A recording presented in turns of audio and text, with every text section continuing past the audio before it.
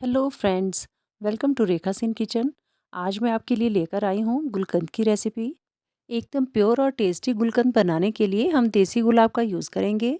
इसे बनाने के लिए मैंने 300 ग्राम ताज़े देसी गुलाब लिए हैं, जिनकी हमने पंखुड़ियाँ पहले अलग कर देनी हैं। ये जो देसी गुलाब होते हैं, इनकी अपनी ही एक खुशबू होती है।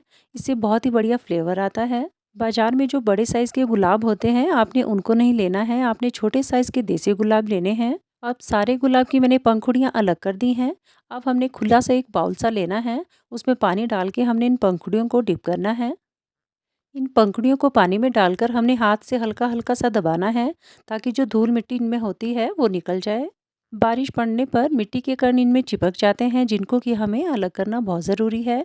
इसलिए हमने हाथ से इनको ज़्यादा मसलना नहीं है, बस हाथ से थोड़ा-थोड़ा प्रेस करना है, ताकि मिट्टी जो है वो पानी के नीचे बैठ जाए। इसी तरह से हमने इनको 2-3 बार पानी से धो लेना है और लास्ट में इन पंखुड़ियों को किसी स्ट्रेनर में हमने निकाल लेना है। इसी प्रोसेस को आप 2-3 बार ज़रूर करें। जहाँ पर खुली हवा आती हो, वहाँ पे हमने कोई कपड़ा सा बिछा लेना है और उस हवा वाली जगह पे हमने इन पंखुड़ियों को कुछ फैला सा देना है, ताकि पंखुड़ियाँ अच्छे से सूख जाएँ। इन पंखुड़ियों को हमने धूप में नहीं सुखाना है, क्योंकि धूप में सुखाने से इनका कलर बिल्कुल फेड हो जाता है। आप इनको 1-2 घंटे के लिए फ़ैन के नीचे भी सुखा सकते हो। अब पंखुड़ियाँ हमारी अच्छी तरह से सूख गई हैं। बस आपने ध्यान रखना है कि पंखुड़ियों में बिल्कुल भी मॉइस्चर नहीं होना चाहिए। अगर इनमें थोड़ा-सा भी पानी होगा तो गुलकंद खराब हो सकता है। इस गुलकंद को हेल्दी बनाने के लिए हम चीनी का यूज़ नहीं करेंगे। इसे बनाने के लिए हम लेंगे मिश्री। ये धागे वाली मिश्री है, जो बिल्कुल प्योर होती है। गुलाब के फूल हमने 300 ग्राम लिए थे, तो इसके लिए मिश्री हमने 200 ग्राम लेनी है। मिश्री को हमने मिक्सी में बिल्कुल फाइन करके पीस लेना है। मिश्री को जार से निकालने के बाद उसी जार में हमने 3-4 चम्मच पंखुड़ियों के डालने हैं और थोड़ी सी मिश्री भी साथ में ऐड करनी है। गुलकंद बनाने का ये मेरा आजमाया हुआ सबसे आसान तरीका है। अब सबसे ज़रूरी चीज़ कि मिक्सी को हमने सिर्फ 1 या 2 सेकंड ही चलाना है।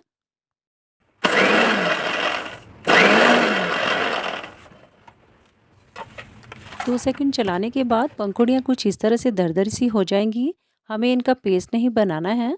बाजार में जो गुलकंद मिलता है, बस उसी तरह से पंखुड़ियाँ थोड़ी आधी सी क्रश होनी चाहिए। पंखुड़ियाँ बस इस तरह से दरदरी सी रहनी चाहिए, इसलिए मिक्सी चलाते टाइम आपने ध्यान रखना है कि इसे 1 या 2 सेकंड ही चलाना है।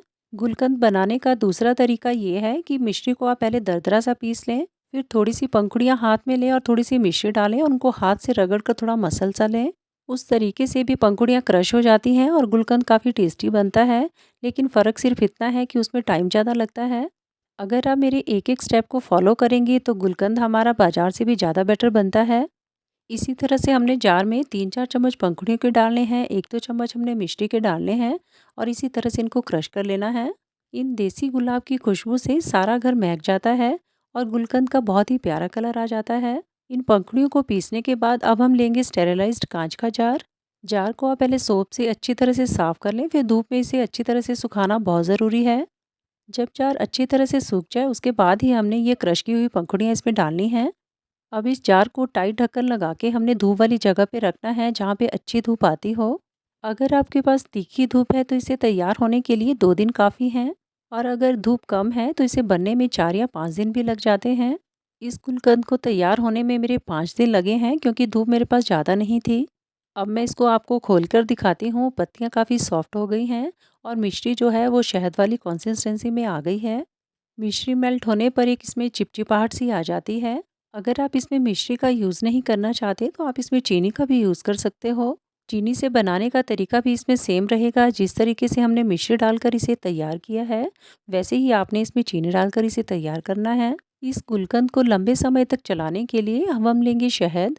तो मैंने ये डाबर का बिल्कुल प्योर शहद लिया है। ये शहद गुलकंद को टेस्टी भी बनाएगा और एक प्रिजर्वेटिव का काम भी करेगा, जिससे कि आपका गुलकंद लंबे समय तक खराब नहीं होगा। इसमें हम 2-3 बड़े चम्मच शहद के ऐड करेंगे।